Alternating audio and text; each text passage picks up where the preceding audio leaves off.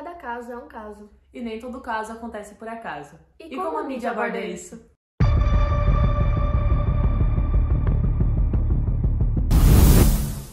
Oi, gente! Eu sou a Julia Kidlin. E eu sou a Julia Stengerlin. E hoje a gente vai estar falando sobre alguns casos e também comentando sobre como a mídia abordou eles. Acho que um que dá pra falar que é justamente um que tá bastante em alta nos últimos tempos é o do Jeffrey Dahmer, né? Que ficou até mais famoso agora que saiu documentário e série sobre ele. Então, o que tu acha? Como é que a mídia falou sobre ele nesses... Cara, eu acho que romantizaram muito, sabe? Eu acho que mais por conta do lançamento da série, das pessoas idolatrarem ele. Porque já idolatravam antes, né? É, o que é algo muito doentio, né, de se pensar. Exato. É porque até o personagem da série é muito real, sabe? É bem fiel, muito né? parecido. E as pessoas idolatrarem eu acho meio problemático. Então, é algo que o caso do Dahmer, tanto na época em que aconteceu quanto agora, tiveram muitas pessoas idolatrando ele em si e também a mídia da forma como ela estava falando. Então, mostrava o lado dele, mas também tentava puxar como se ele, de certo modo, tivesse algum problema. Então, eles davam aquela maciada no caso. Tanto saiu até livro do ponto de vista do pai dele, né? Sim, tem livro do pai dele e também do Melhor Amigo, se não me engano. Então, são várias formas midiáticas diferentes de comentar do caso. Então, o documentário é muito, muito, muito mais fiel. E a série prezou mais por romantizar e chamar a atenção do público, eu acho, né? Diferente do caso do hospício... É do hospício. do hospício do Holocausto Brasileiro. Que é do Hospício de Barbacena, né? É. Que é algo que tem poucos registros de lá de dentro, né? A mídia naquela época não abordou tanto, não aborda até hoje, na verdade. Né? Se eu não me engano, eu acho que quando tava tendo realmente o caso, foram permitidos 2 fotógrafos de entrar lá dentro e fotografaram alguma coisa, são dos poucos registros que tem de lá. É chamado justamente de Holocausto Brasileiro por ter tido muita semelhança com os centros de concentração que tinham no período da Segunda Guerra. É muito bizarro, porque, tipo, a maioria das pessoas que eram mandadas pra lá não tinham nenhum problema não tinha algum mental. problema mental realmente. Tudo que era fora do comum pra eles, eles já mandavam pro hospício. Então, uma pessoa que tivesse algum déficit de atenção muito severo ou fosse da comunidade LGBT, qualquer tipo desses assuntos, eles simplesmente falavam assim, não. Tu vai pra lá, não importa, você tem algum problema na nossa visão. Entanto que 70% das pessoas que estavam lá não tinham nenhum problema mental. E foram mais de 60 mil mortes, né? Exato, porque, tipo, lá eles viviam em condições muito precárias. Muitas pessoas estavam com roupas rasgadas, ou até mesmo sem roupas, sem condições de alimentação. Eles tomavam aqueles remédios que acabavam deixando eles realmente loucos, né? Então, os fotógrafos que estavam lá até deram algumas entrevistas e falaram que, cara, é insano lá dentro, não dá. Eu acho muito bizarro não falarem disso até hoje. Nunca foi realmente comentado o que aconteceu, então. O que a gente tem é pouco e é muito bizarro pensar que foi o único hospício grande que teve no Brasil. E, tipo, foi no nosso país, foi no nosso país. Sabe?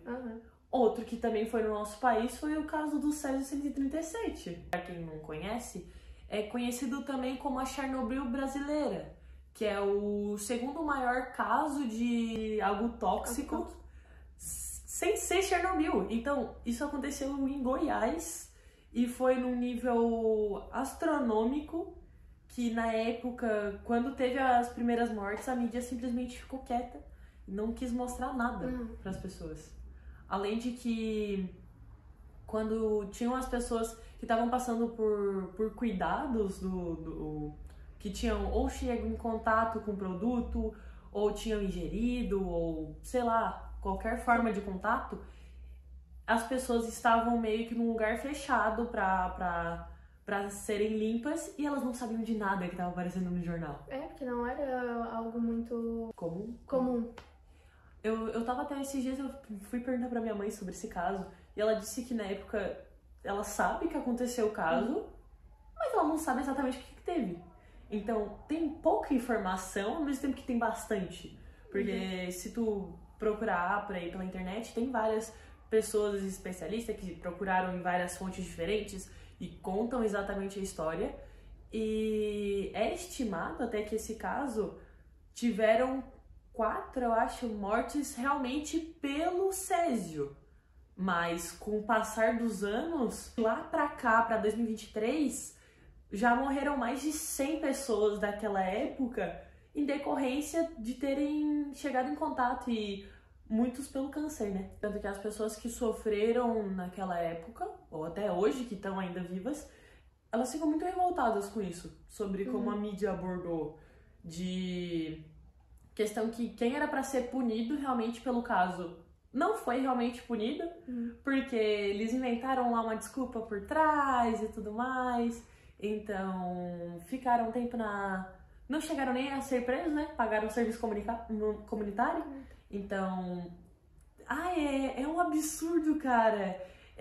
Césio 137 no Brasil, que matou milhares de pessoas. Milhares não, né? Porque a gente tem registros, são poucas, mas que prejudicaram milhares de pessoas. Muitas pessoas perderam seus empregos, perderam sua família, tiveram que se mudar. É algo absurdo de se calcular. Acho até que dá pra engatar no caso da Daniela Pérez, né? Que a mídia ficou muito em cima naquela época. Porque justamente ela era famosa, porque ela era então famosa. Era muito mais fácil deles E é algo estarem em muito cima. revoltante, porque aí no assassinato dela ficam em cima, sabe? Quando é algo mais catastrófico, digamos assim, aí É que além de ela ser famosa por ela ser atriz, era também porque ela era filha da Glória Pérez, Exato. que era escritora da novela do momento, e quem assassinou ela foi o parceiro dela de novela, então pra eles era muito...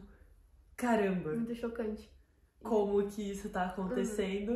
E a gente vai ficar em cima, né? É famoso, vamos ficar em cima, é muito mais Quando fácil. se trata de famoso, geralmente é assim. Qualquer caso de famoso, então dá pra ver bem diferente, né, como a mídia abordou cada tipo de caso. O que convém pra eles é muito mais fácil. Então, diferentes formas. Casos que viraram documentário, que tiveram algo além, como livros. O da Daniela Pérez, eu acho que tem algum documentário, eu posso estar muito enganada, mas eu acho que tem. Acho que tem. E contando tanto o ponto de vista do homem que assassinou ela, que era parceiro dela, quanto do parceiro, da parceira do parceiro dela. Tipo, a esposa do cara que matou. Sim. Então, se vocês quiserem pesquisar mais sobre esse caso, tem por aí. A gente não vai estar falando muito aqui, porque é bastante coisa.